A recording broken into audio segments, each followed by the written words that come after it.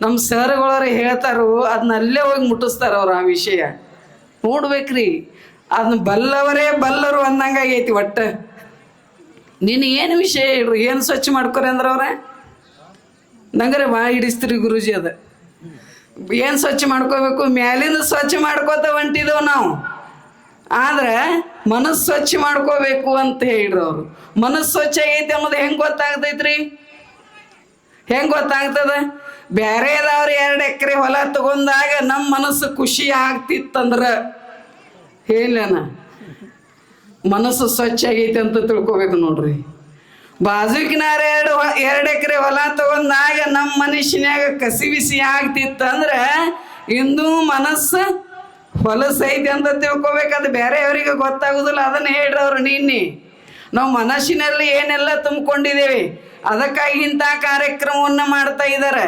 ಇವತ್ತಿನ ದಿವಸ ಮತ್ತೆ ವಿಷಯ ಬೇರೆ ಇಟ್ಟಾರ ಬಸವಣ್ಣವ್ರದ್ದು ಮತ್ತು ಕನಕದಾಸರವ್ರದ್ದು.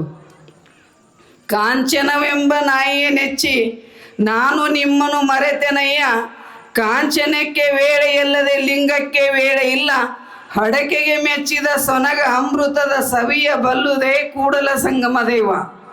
ನಾವು ಏನು ಮಾಡ್ತಾ ಇದ್ದೀವಿ ಅಂದರೆ ಸಿರಿ ಸಂಪತ್ತಿನಲ್ಲಿ ಪರಮಾತ್ಮನನ್ನು ಮರೆತಿದ್ದೇವೆ. ಅದನ್ನೇ ಗಳಿಸುವುದರಲ್ಲಿ ನಮ್ಮ ಆಯುಷ್ಯವನ್ನು ಕಳೀತಾ ಇದ್ದೇವೆ. ಅದಕ್ಕಾಗಿ ಅವ್ರು ಹೇಳ್ತಾ ಇದ್ದಾರೆ, ಎಲ್ಲದಕ್ಕೂ ವೇಳೆ ಅದ ಪುಣ್ಯಾತ್ಮರೇ, ಆದ್ರೆ ಪರಮಾತ್ಮನನ್ನು ಭಜಿಸಲಿಕ್ಕೆ ವೇಳೆ ಇಲ್ಲ ನಮಗೆ. ಅದಕ್ಕಾಗಿ ಹೇಳ್ತಾ ಇದ್ದಾರೆ. ಅದೇ ಒಂದು ಪೂರಕವಾಗಿರತಕ್ಕಂಥ ಒಂದು ವಾಕ್ಯವನ್ನು ಕನಕದಾಸರದು ಇಟ್ಕೊಂಡಿದ್ದಾರೆ.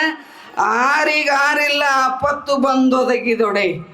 ನೀನು ಯಾರ ಸಲುವಾಗಿ ಗಳಸಾತಿಲ್ಲ, ಯಾರ ಸಲುವಾಗಿ ಪರಮಾತ್ಮನ ವೇಳೆಗೆ ಪರಮಾತ್ಮನ ಚಿಂತನಕ್ಕೆ ವೇಳೆಯನ್ನು ಕಳೆಯಲಾರದೆ ಈ ಧನ ಕನಕ ವಸ್ತ್ರ ವಾಹನಾದಿಗಳನ್ನ ಗಳಸಾತಿರ್ಲಿಲ್ಲ, ಅವ್ರು ನಿನಗೆ ತ್ರಾಸ ಬತ್ತಂದ್ರೆ ಕನಕದಾಸರು ಹೇಳ್ತಾರೆ ಈ ಮಾತು. ಆರಿಗಾರಿಲ್ಲ ಆಪತ್ತು ಬಂದೊದಗಿದಡೆ. ಯಾರು ನನ್ನವರು ಅಂತ ಹೇಳಿ ನೀ ದುಡಿಯತಿಲ್ಲ ಹಗಲಿರುಳು.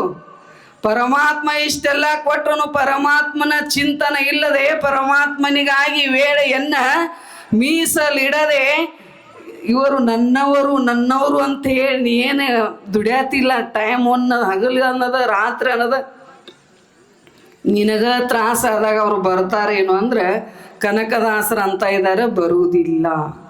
ಯಾರು ಬರುವುದಿಲ್ಲ ಅವರ ಸಲುವಾಗಿ ಇಷ್ಟು ನೀ ದುಡಿಯತಿದೀಯ, ಆದರೂ ಸಹಿತ ನೀ ಪರಮಾತ್ಮನ ಚಿಂತನವನ್ನು ಮಾಡದೆ ಕಾಂಚನವನ್ನು ನೆಚ್ಚಿದೀಯ, ಸಂಪತ್ತನ್ನು ನೆಚ್ಚಿದೀಯ ನೀನು.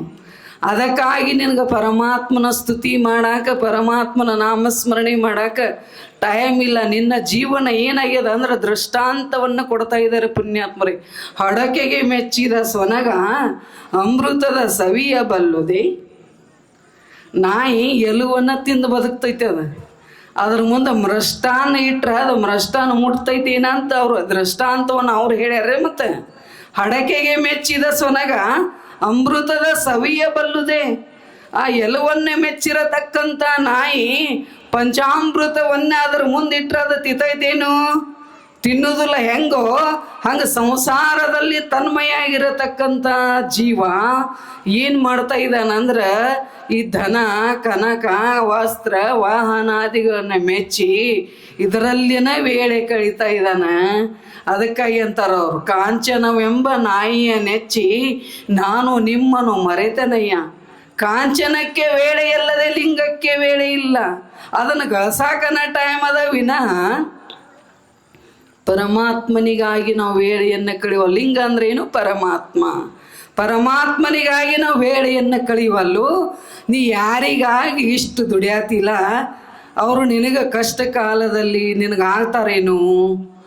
ಆಪತ್ ಕಾಲದಲ್ಲಿ. ಅದೇ ಕನಕದಾಸರೇ ಯಾರಿಗೆ ಯಾರೆಲ್ಲ ಪುಣ್ಯಾತ್ಮರೇ. ಅದಕ್ಕಾಗಿ ನಾವು ಏನು ಮಾಡ್ತಾ ಇದ್ದೀವಿ ಅಂದ್ರೆ ಚನ್ನ ಬಸವಣ್ಣವ್ರು ಹೇಳಿದಂಗೆ ಗುಬ್ಬಿ ಹೆರವರ ಮನೆ ತನ್ನ ಮನೆ ಎನ್ನುವಂತೆ ಧನ ಕನಕ ವಸ್ತ್ರ ವಾಹನಾದಿಗಳು ತನ್ನುವೆಂದು ಹೋರಿ ಸಾಯುತ್ತಿದೆ ಜೀವ. ಸರ್ವಕರ್ತೃ ಕೂಡಲ ಚನ್ನ ಸಂಗಮ ದೇವ ನೆಂಬುದ ನರಿಯದೆ. ಪರಮಾತ್ಮನ ಯಥಾರ್ಥವಾದ ಜ್ಞಾನವನ್ನ, ಪರಮಾತ್ಮನ ಚಿಂತನವನ್ನ ಮಾಡಲಾರದೆ ಅನಿತ್ಯವಾಗಿರತಕ್ಕಂಥ ಸಂಸಾರಕ್ಕೆ ನಾವು ಬಡದಾಡ್ತಾ ಇದ್ದೀವಿ. ಆದರೆ ನಮ್ಮ ಜೊತೆಗೆ ಬರುವುದು ಯಾವುದೂ ಇಲ್ಲ.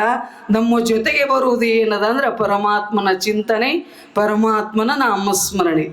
ಅದಕ್ಕಾಗಿ ಹೇಳ್ರು, ಅಸ್ಥಿರಂ ಜೀವಿತಂ ಲೋಕೆ ಅಸ್ಥಿರಂ ಧನ ಯೌವನಂ ಅಸ್ಥಿರಂ ಪುತ್ರಧಾರಾಧ್ಯಂ ಧರ್ಮ ಕೀರ್ತಿ ದ್ವಯಂ ಸ್ಥಿರಂ.